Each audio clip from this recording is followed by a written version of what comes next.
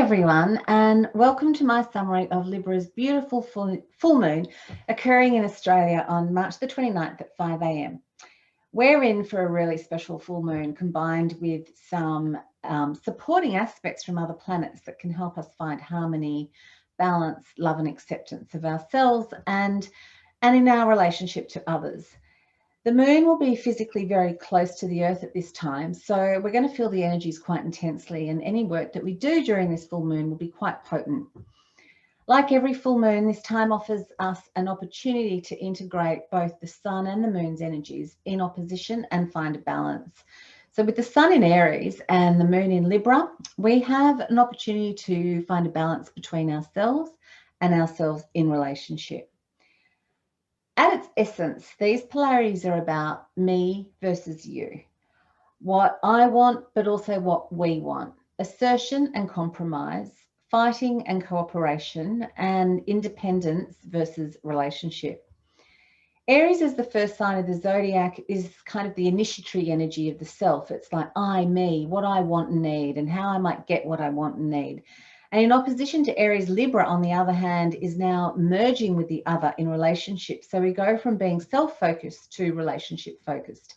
And this is what this full moon is actually all about. It's asking, how are we going to look after ourselves, and how are we going to look after ourselves in relation to another person?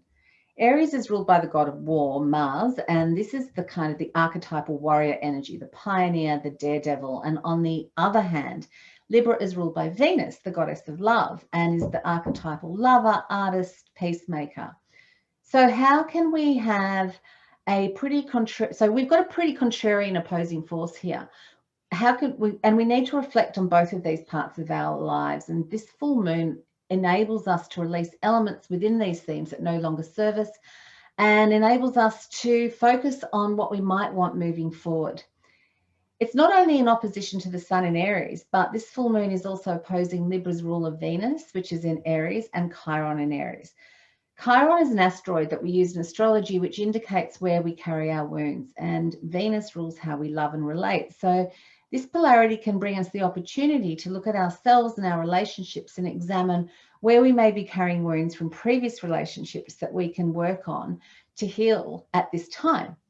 Our wounds may never actually fully disappear. They are part of us, but we can release and transform these wounds into a more positive element for our personal growth. So I guess facing and releasing wounds that that we've got attached to from relationships helps us to become stronger. And almost everyone, I reckon, has experienced a broken heart at least once, and it hurts. But how we respond to this pain as we move forward can significantly affect how we function in future relationships. So during this full moon, we get to ask, do we give too much of ourselves away in relationship, merging too much with the other and lose who we actually really are? Or perhaps do we not give much in relationship at all, preferring to remain detached and aloof and not risk being hurt? Both are combinations of the Aries-Libran polarity, and both require harmonious integration. Are there things you need to forgive or heal in your current relationships? Are there conversations to be had that you may be holding off from having for some time? Are there shifts that you wish to make, things to let go of regarding yourself, your independence, or your relationship? We're also blessed with a grand air trine during this full moon between the moon, Mars, and Saturn. And these three are making a harmonious triangular energy that can enable the execution of goals, make conversations easier to have, and fuel us with the courage that we might be lacking. The Grand Air Trine offers us the ability to communicate our desires and productively execute our will. And this combination provides rewards for work that we've already done and should enable us to balance what we will compromise for relationships and what we won't. So spend some time thinking about where or how you may sacrifice your values or principles for the sake of a relationship, and where you may want to make changes in this regard. So how can you find a balance and of give and take with a partner without too much compromise? Alternately, if you sacrifice entering relationships for the fear of losing yourself, what can you shift or open to allow another's perspective into your life? Aries needs to learn to let others in, to act in service for the self and in relation to the other. And Libra, on the other hand, has to learn to become more independent and stand on their own 2 feet. And let's not also forget that Libra and Venus also represent beauty in all its forms.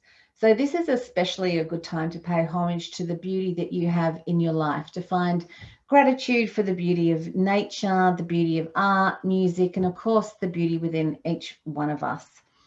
Libra reminds us that we are all beautiful in our own way, perfect just as we are, whether we're in relationship with another or not. And Aries reminds us that we're foremost in relationship with ourselves, and this can be equally honoured and celebrated at this time. Libra is also about balance in general. So if you feel that your life is a bit out of whack and out of balance in any way, this is a really excellent time to work on bringing balance back into your life. So is there something or anything that you need to let go of to make more time for yourself, make more time for your relationship, or simply bring more harmony into your life? I guess so if there are major decisions that you're grappling with, also this full moon may help you gain some clarity. You are more likely to be able to see both sides of the picture whilst having the energy from Aries to give you the courage to make some decisions with confidence. So as with any full moon, this is the time to release what you may want to let go of. The full moon is in the element of air, so it's a beautiful time to write. And the sun is in Aries, in the fire element, which is a great time to burn.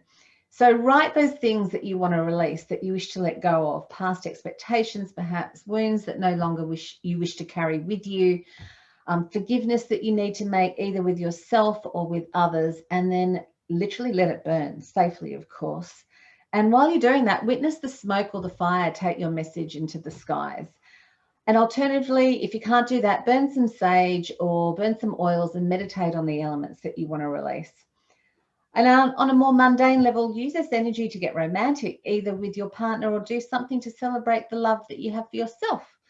If there are things that you need to bring to a close, tie up any loose ends, especially regarding relationships. And of course, use this beautiful energy to make a wish.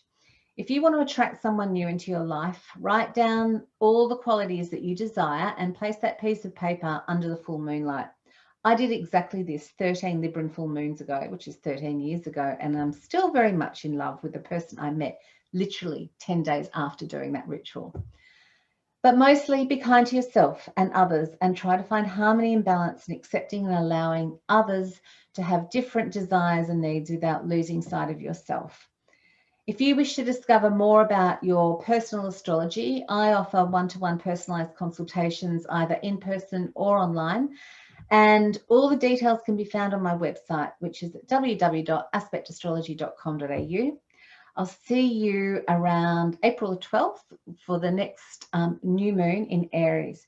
Have a wonderful full moon, and I look forward to seeing you again soon.